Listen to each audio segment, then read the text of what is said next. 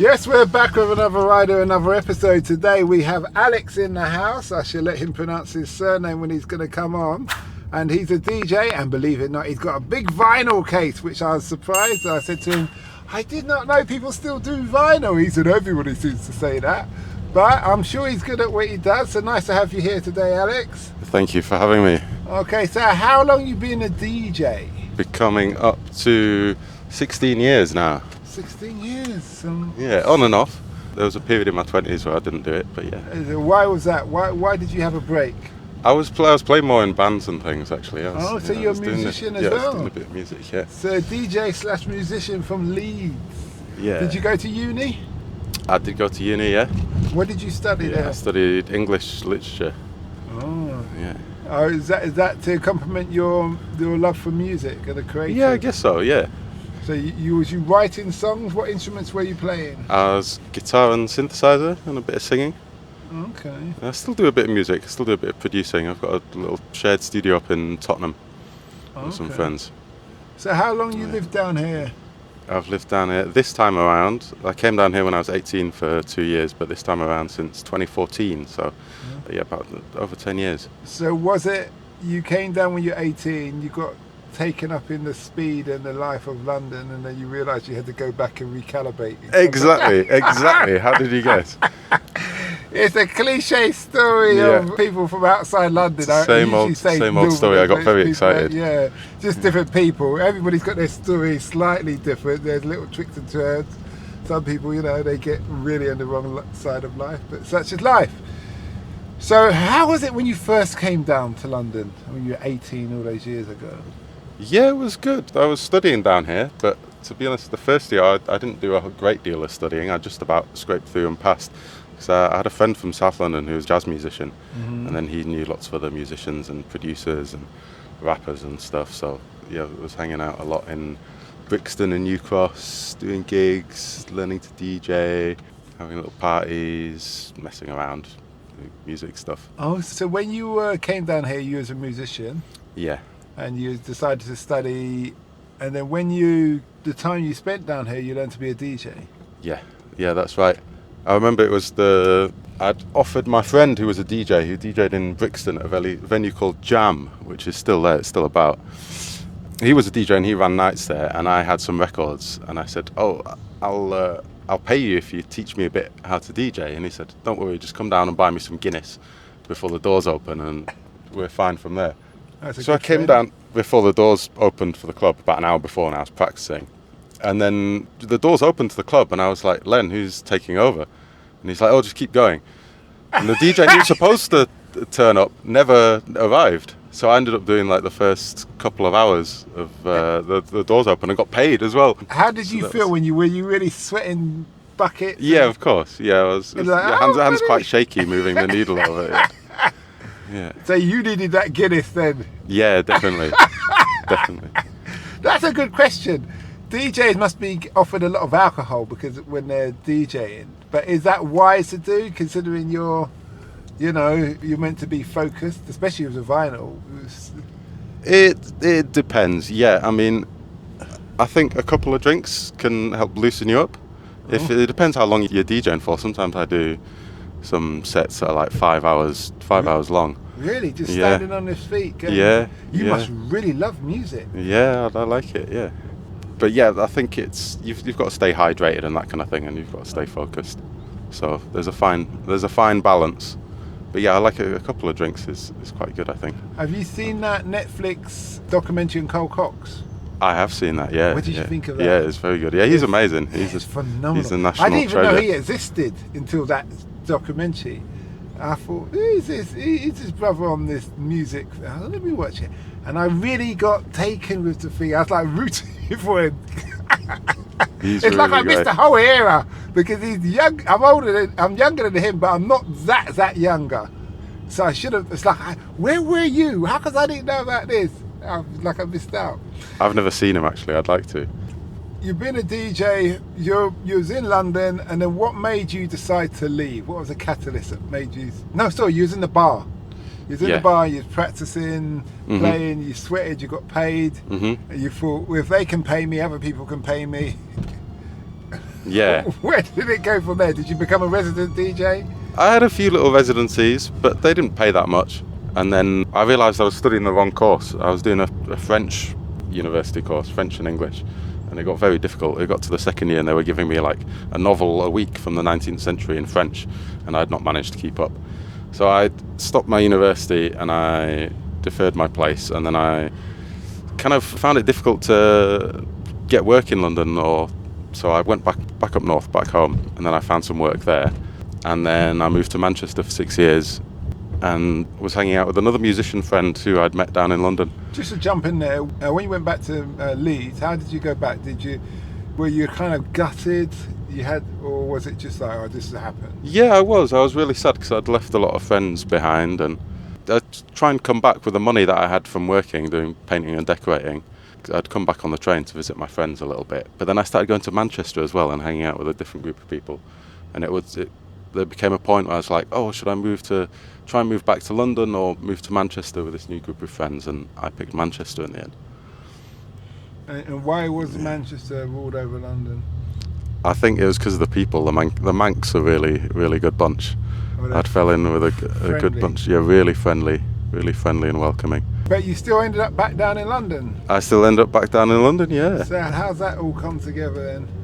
Well, at the time, I did manage to finish my degree. I did an English one up in Manchester, and Manchester Met. And then my partner at the time was from London.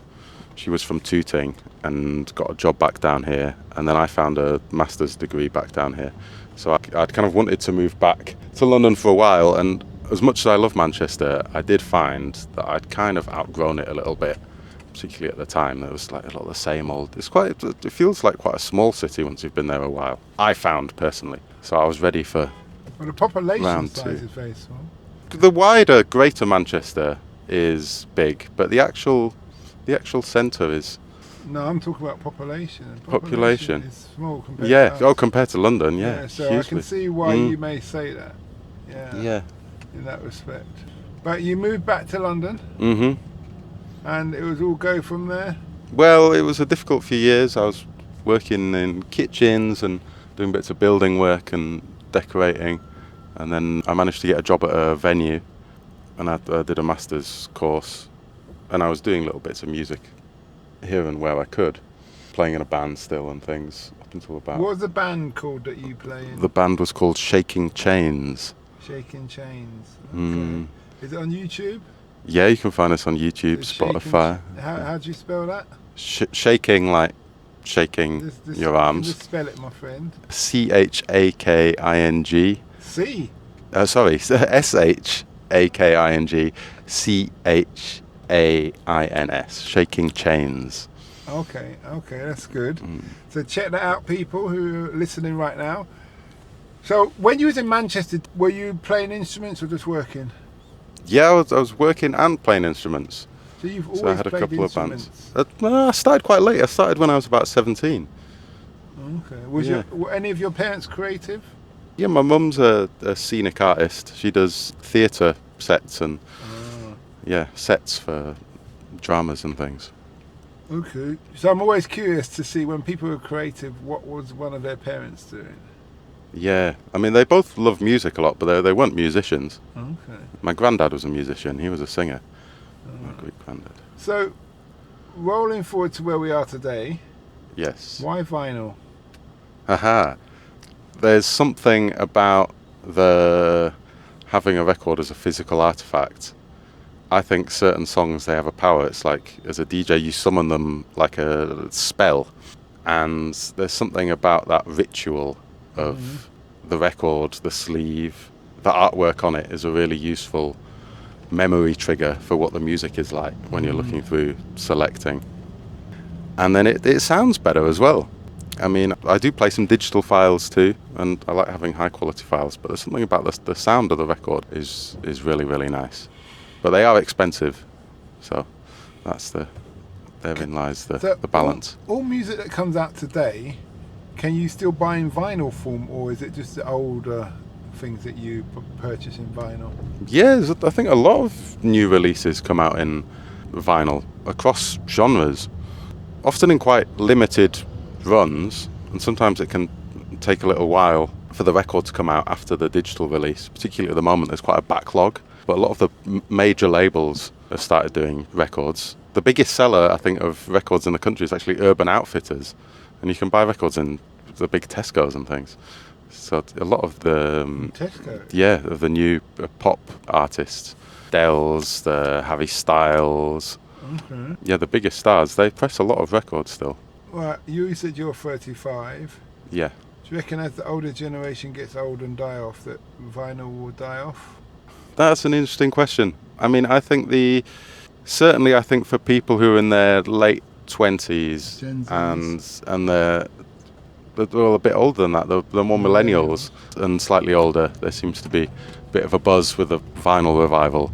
But for the generations younger than that, I'm not sure if it's quite got the same appeal or caught on in the same way, particularly at the moment with, the cost of living crisis and things. The records are expensive. They're often like £20 each or more. So how long did it take you to learn to play the guitar? It took me, in the first instance, I remember we had a school concert and I'd managed to learn enough to play in about 4 months, like a few basic bits. But in order to play to a reasonable standard, I'd say probably a couple of years. And then to a good standard, I'd say probably maybe 4 years. But the best way I found of learning to play was with playing along with records and playing by ear and then jamming with other people and then training your ear. So did you actually have a mentor when it comes to playing, or was it a YouTube job that you learn and just people around you at times, whoever was willing? I had a book that was called Guitar Playing for Dummies. When I was 17, I had a few guitar lessons, I think probably about 10 or so. It wasn't that many, with a friend of my mum's. But I've mainly been self-taught. If you could play with anybody, who would you play with? Guitar-wise, that is. Probably a really good jazz musician, someone like Pharoah Sanders, who died last year. Yeah. Or who else? Chuck Berry I've always liked a lot. Okay. The 50s rock and roller. Yeah, I know. Yeah, Chuck. he'd be fun to play guitar with. What does the future hold for you? I mean, for me, I don't living from my own music or my own DJ things that I do. It's more something that I can do on the side still, and I like to keep doing it. But I do have a job in the music world. I work for South Bank Centre in London, organising the concerts and their shows and things. I used to be a member there. Ah, no way. You go and sit upstairs in that yellow thing. Yeah. It's a great place to network. Yeah, it's a great building. Really great place to network. It is. I actually thought I should just renew my membership and go there at times to sit down, but things have been quite hectic. But summertime, it's a great place to meet the other half as well. Oh, for sure. Yeah. I actually met my girlfriend there. See? Yeah. Exactly. Yeah. It's because everybody's of a like-minded. Wherever they're all trying to better themselves, and they're usually all creative in some way or shape or form, and they've got a good view as well. See what's going on and things like that. But what have you learned about music industry and the DJ industry that you wish you knew when you had started? I think probably that it's good to have focus. I think I've been quite drawn to a few different sounds and a few different things. And actually, if you can establish your focus in your area and your sound and pursue that, then that's quite a good tactical thing to do, really, if you're looking for careers. And then also, I think, to be confident about releasing stuff. So with the band Shaking Chains that I mentioned, we must have written about 100 odd songs, and we've released an album and a couple of singles. But we were very, very cautious about releasing stuff, and nothing was ever quite right, and we spent ages waiting to put out our debut single, going through different songs and not being quite happy with it. So I'd say the best advice is put your music out there. So it's just like podcasting. I hear what you're saying, because I'm very lazy podcaster, and when I mean that, I will get in the mood and just pump out material, but it's not polished. But what I also noticed, even though I pump out barring maybe a spelling mistakes in the subtitles and things like that, is if people like it, they overlook certain things. And the thing I get from that is that the content itself is good. So if you did polish it up, it's just a finishing touch. It's like putting the cherry on the cake with the icing and the marzipan. But if you don't have the cherry and the marzipan, people still respect the content. Yeah, absolutely. So you know you're on the right thing. That's not a bad analogy. I might use that. Sometimes, yeah. Yeah. What would you say to your 16-year-old self before you're coming down to London? You're whatever. What would you say? Say, don't do it. Go to Manchester first. I'd say be careful. Be careful who you trust, and focus on what you need, on what's keeping you in your position, in your place, and the essentials. Don't get too distracted. So what was your place? Well, my place at the time was studying as a student. That's how I had access to the city. That's how a lot of people, I suppose, get access to live in cities like London if they're not from here, from all around the world. So I think, not paying enough attention to that. I did pass my first year. It took me a few years to recover from that, really. Is that hard? Yeah. Okay. That's interesting. What uni did you go to down here? It was King's College London, and then I came back for my master's at UCL. Okay.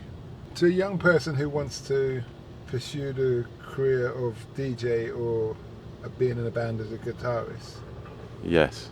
what would be your advice to them? How should they do? They need a degrees? You studied a lot. Do they need a master's? I mean, my degrees were in books, so in literature, and that was something that I wanted to go into, I think, until I got about halfway through my master's, and then I realised it wasn't for me. But do you think that was, sorry to jump in there, yeah. Do you think, because I always ask people about the course that they did and how relevant it is to what they are in now, assuming that is in their industry, and literature, I would argue, goes with being a musician. Yeah. Because you have to, even if you're not a singer, you have to think of how can this, unless it's an instrumental, how does this work with words and things like that. So there's rhythms to dialects and etc, etc. So a lot of the time, university courses are behind.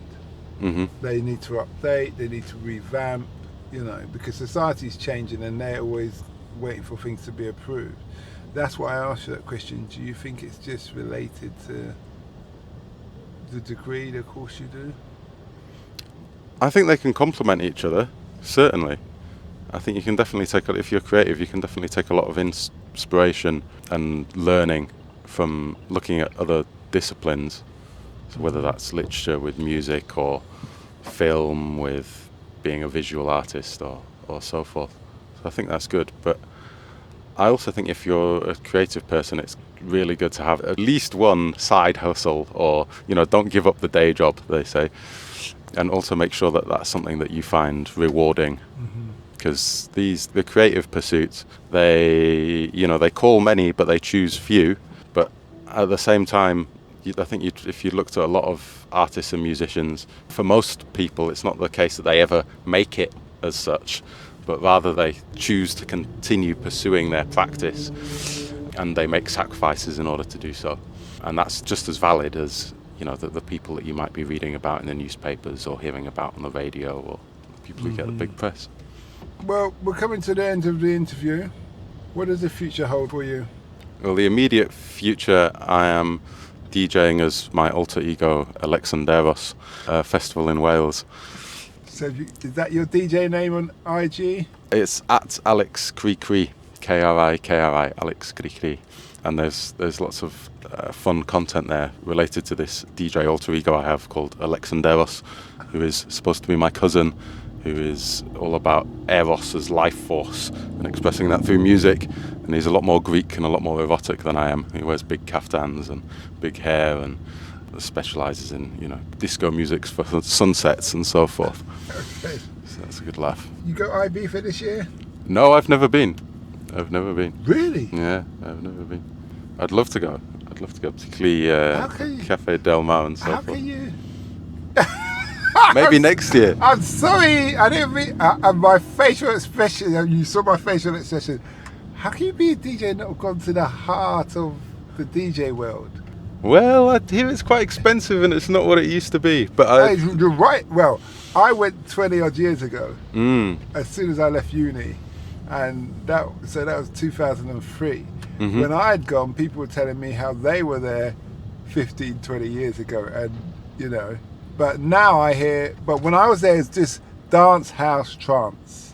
It's basically all the drug music. Do you see what I mean? Now you've got this kind of indie, and you've got rap, and you've got all these other things. So I wouldn't be interested to go, but a lot of the major clubs aren't there no more. Yeah. They're like the Manumission. I think there's Manumission. They changed the name. Space. They changed the name.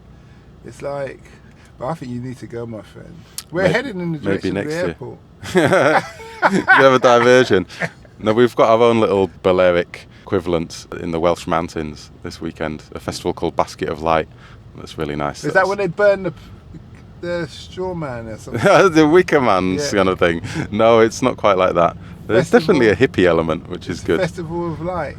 Yeah. You've always got to have a hippie element at any good festival, I think, as well. Yeah, they know what they're doing with these things. The hippies of love and all the weed and all the drugs and all the rest of it. Okay. Well, thanks a lot for that.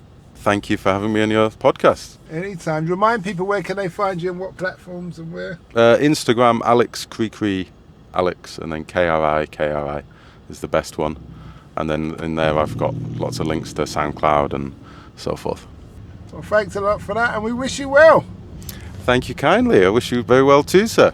We hope that episode enhanced your life. We post an interview every day, as well as vlogging on our social media channels. Don't forget to subscribe to get our latest episode.